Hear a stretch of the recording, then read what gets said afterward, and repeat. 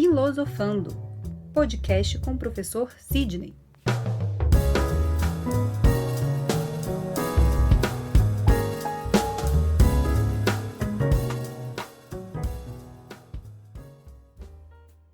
Olá a todos, esse é o Filosofando Podcast, um programa de discussões, comentários e reflexões filosóficas. Meu nome é Sidney Júnior e esse é o nosso primeiro programa. O nosso programa será dividido sempre em duas partes. Inicialmente, nós temos um tema geral que nós vamos explorar e aprofundar, seja com alguns autores, dicas de livros e filmes em geral. E na segunda parte, chamada Momento Coruja, nós teremos textos, histórias e reflexões que geralmente nos deixam naquele silêncio de pensamento, tentando extrair alguma grande lição para a nossa vida. E você encontra o nosso podcast nas plataformas Anchor, plataforma que permite você enviar mensagens de áudio aqui para o nosso podcast. Você também encontra o nosso podcast no Spotify, no Deezer e no Google Podcast. Além disso, você pode seguir o nosso perfil no Instagram e acompanhar as atualizações do nosso programa, além das dicas de livros e filmes que ocasionalmente aparecem por aqui. Basta você procurar por Filosofando Podcast, tudo junto, e acompanhar lá o nosso perfil.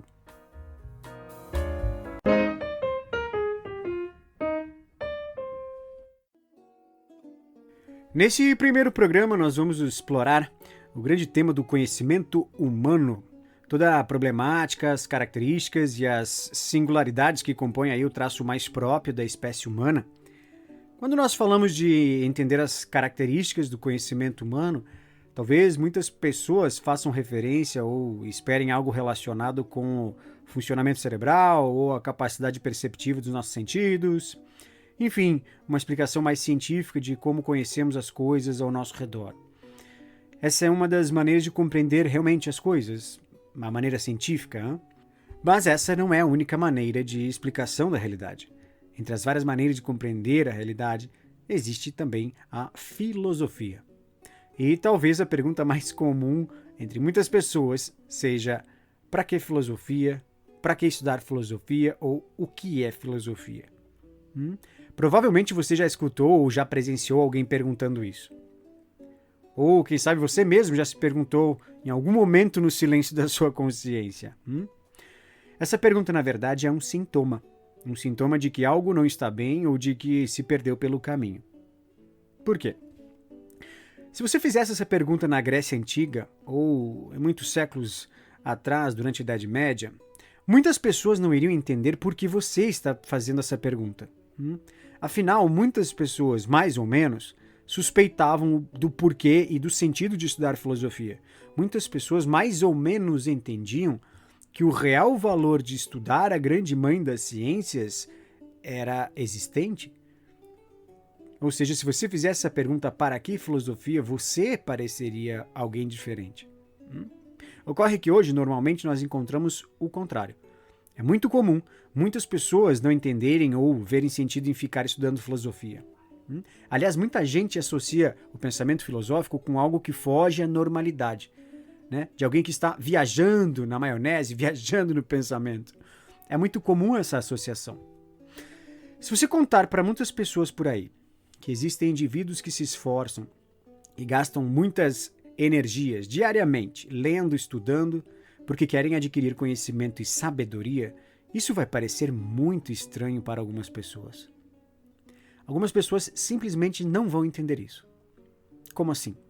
Ele não ganha dinheiro com isso? Não. Ele não ganha fama com isso? Não. Essa pessoa não vai ganhar mais amigos com isso? Não. Tá, mas ele está estudando para fazer um concurso? Não. Tá, mas ele vai terminar esses estudos quando? Provavelmente quando ele morrer. Muita gente realmente não entende isso.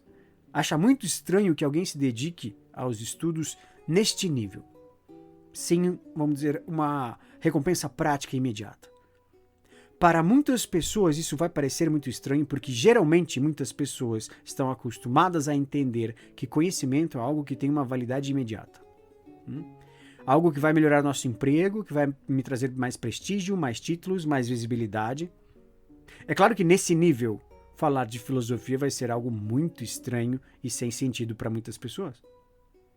Mas se por acaso nós reconhecermos que existe uma certa dimensão da existência humana que podemos melhorar, não apenas como alunos, professores, profissionais ou cidadãos, mas como pessoas, como indivíduos de uma espécie e não apenas de uma cultura ou uma comunidade, você irá entender que existe um grande valor na busca apaixonada pela sabedoria e pela verdade, que vai muito além.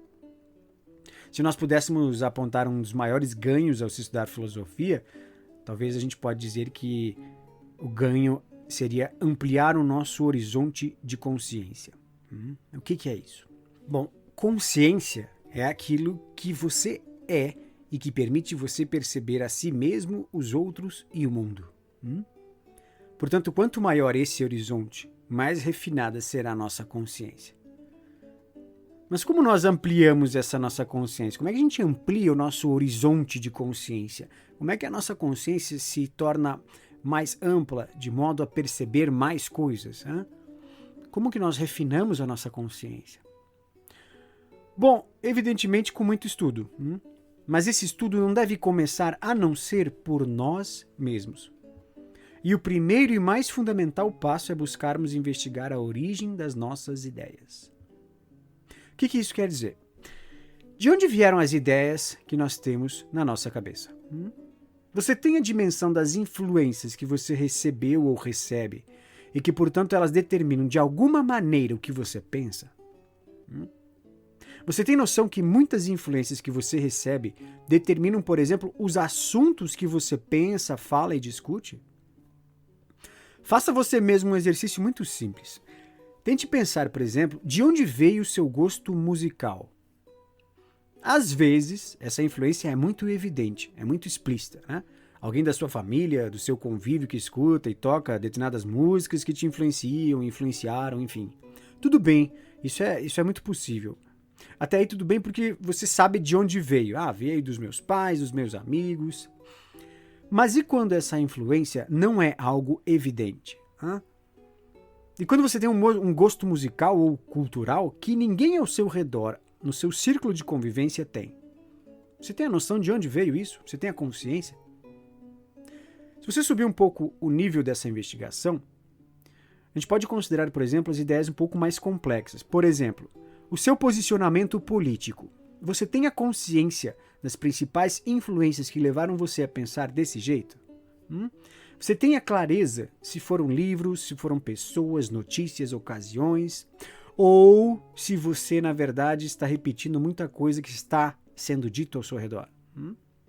Às vezes, você repete muita coisa ao seu redor para não parecer diferente.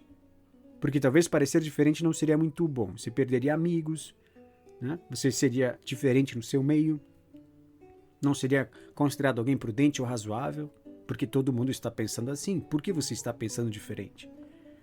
Ou, quem sabe, outras ideias, como, por exemplo, a ideia de amor e justiça.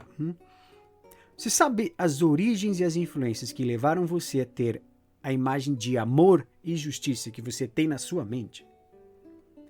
Por que outras pessoas têm uma imagem de amor e de justiça diferente da sua? Você sabe de onde você tirou e constitui a ideia de amor e de justiça com a qual você julga as situações e as pessoas ao seu redor? Você consegue rastrear isso na sua própria história, na sua biografia?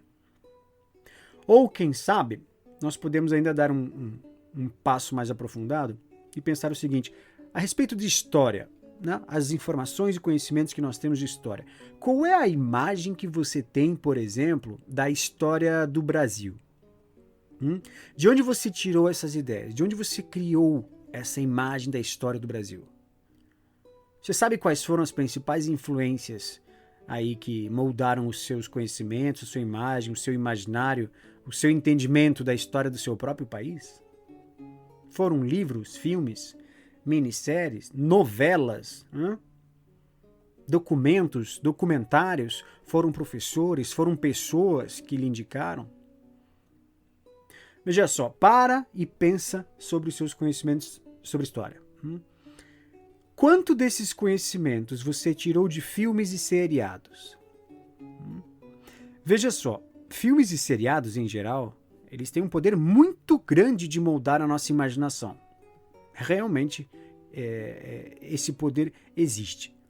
Ocorre que filmes e seriados, em sua maioria, possuem elementos ficcionais que fogem da verdade do que realmente ocorreu.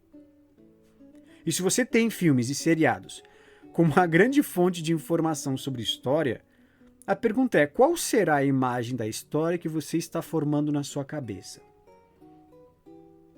Uma ideia bastante repetida desde o século XIX é que nós somos determinados pelo meio em que nós vivemos. Ok. Mas, então, o que explica que às vezes você tenha certas ideias que são totalmente diferentes das pessoas ao seu redor? Bom, a resposta para isso está justamente nas nossas influências. Se as influências que atuam sobre nós são apenas das pessoas com que nós convivemos, possivelmente a nossa consciência pode ser um pouco limitada. Por quê? Porque se você tem como fonte de informação e formação da sua consciência apenas o que você está vivendo no momento presente, significa que a sua percepção das coisas fica restrita ao seu tempo e ao seu local. Ocorre que existe um outro tipo de influência que pode expandir o nosso conhecimento, o nosso horizonte de consciência. Ela chama-se cultura. Quando nós absorvemos as grandes obras do passado, as grandes obras de sabedoria do passado, é como se você saísse do seu próprio tempo. Você passa a ter influências de ideias de outras pessoas, de outros tempos e de outras culturas, de outras maneiras de ver e entender o mundo. Você passa a ter contato com elementos que ultrapassam o tempo. Porque se trata de você, agora, aqui no presente, aprendendo coisas importantes com pessoas que viveram há muito tempo e que são ensinamentos que ainda hoje podem melhorar você como pessoa. Veja só! Você passa a ter contato com pessoas que, ao longo do tempo, dedicaram as suas vidas, as suas energias para compreender coisas fundamentais que não fossem importantes apenas para aquele momento, mas que são importantes para o ser humano. Quer ver um exemplo? Na época de William Shakespeare, na Inglaterra do século XVI, existiam autores que foram muito famosos, né? Às vezes até mais famosos que o próprio William Shakespeare. E, no entanto, ninguém mais lê esses autores. Ninguém mais tem o vivo interesse como naquela época. Por que lembramos ainda hoje de William Shakespeare? Talvez porque William Shakespeare tratou de assuntos que não eram apenas assuntos daquele tempo, mas de assuntos que permanecem e que são importantes para todas as épocas. Portanto, aqui fica a grande lição desse programa. Buscar conhecimento e sabedoria não devem ser algo bonito ou apenas diferente. Deve ser algo importante e fundamental. Por hoje era isso, então vamos agora para o nosso momento coruja. Momento Coruja.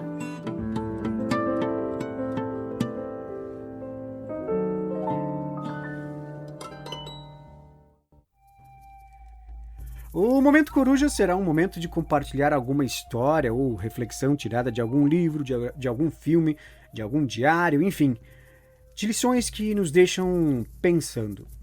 E nesse primeiro Momento Coruja, eu trago uma cena de um famoso filme chamado Rocky Balboa, de 2006, com o grande Sylvester Stallone. Para quem nunca ouviu falar de Rocky Balboa, se trata de uma série de filmes, mais precisamente aí de uma sequência de 8 filmes, estrelado em 1976. Na ocasião desse primeiro filme, ele ganhou aí o Oscar de melhor filme de 1976. A história do Rocky, dessa sequência de 8 filmes, conta a trajetória de um pugilista americano que, desde o início lá da sua carreira, com dificuldades, duro de grana, foi treinando duro, nunca desistindo, até alcançar e se tornar um grande campeão de boxe mundial. E a cena que nós vamos ouvir é uma cena do último filme dessa sequência, onde Rocky Balboa já é um grande campeão, agora aposentado, muito conhecido, e que toca a vida aí sendo dono de um restaurante. Muitas pessoas vão lá justamente para tirar foto com ele. E algum tempo depois de aposentado, ele resolve voltar aos ringues para uma última luta. E ele tem um filho que está começando a sua vida profissional. E esse filho sofre por causa da fama do pai, porque em tudo que ele sempre escuta a referência ao seu famoso pai. Ou seja, ele é reconhecido sempre como o filho do Rocky Balboa. E a cena que nós vamos escutar é justamente o momento em que o filho não aguenta e acaba desabafando a sua insatisfação com a fama do pai e a decisão de ele querer subir no ringue mesmo estando velho. E Rocky, como pai, acaba respondendo ao filho dando uma grande lição que também nos serve como um chamado para vermos como nós mesmos agimos diante de situações e dificuldades que nos aparecem.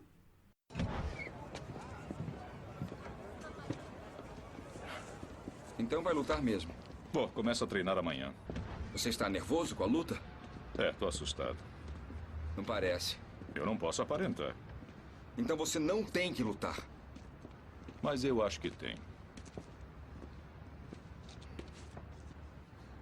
Olha, viver com você não foi nada fácil. As pessoas me veem, mas pensam em você. Agora com tudo isso de novo vai acabar sendo muito pior. Não tem que ser, filho. Ah, mas vai ser. Por quê? Você tem muita coisa. O quê? Meu sobrenome?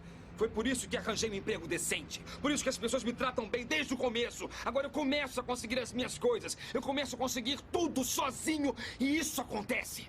Eu estou pedindo um favor a você. Desista dessa luta. Isso vai acabar muito mal pra você e vai acabar muito mal pra mim. Acha que eu prejudico você? Acho. Tá me prejudicando.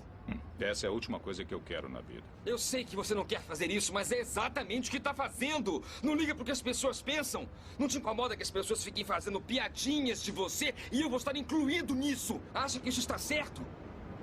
Você acha?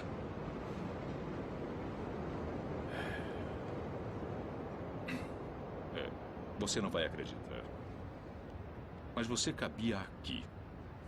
Eu segurava você e dizia para sua mãe: esse menino vai ser o melhor menino do mundo. Esse menino vai ser melhor do que qualquer um que conhecemos. E você cresceu bom, maravilhoso. Foi muito legal ver você crescer. Foi um privilégio. Aí chegou a hora de você ser adulto e conquistar o mundo. E conquistou. Mas em algum ponto desse percurso, você mudou. Você deixou de ser você. Agora deixa as pessoas botarem o dedo na sua cara e dizerem que você não é bom. E quando fica difícil, você procura alguma coisa para culpar, como uma sombra.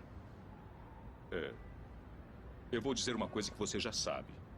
O mundo não é um grande arco-íris. É um lugar sujo, é um lugar cruel, que não quer saber o quanto você é durão. Vai botar você de joelhos e você vai ficar de joelhos para sempre se você deixar. Você, eu, ninguém vai bater tão duro como a vida. Mas não se trata de bater duro. Se trata de quanto você aguenta apanhar e seguir em frente. O quanto você é capaz de aguentar e continuar tentando. É assim que se consegue vencer. Agora, se você sabe o seu valor, então vá atrás do que você merece, mas tem que ter disposição para apanhar. E nada de apontar dedos, dizer que você não consegue por causa dele ou dela ou de quem seja. Só covardes fazem isso e você não é covarde. Você é melhor do que isso.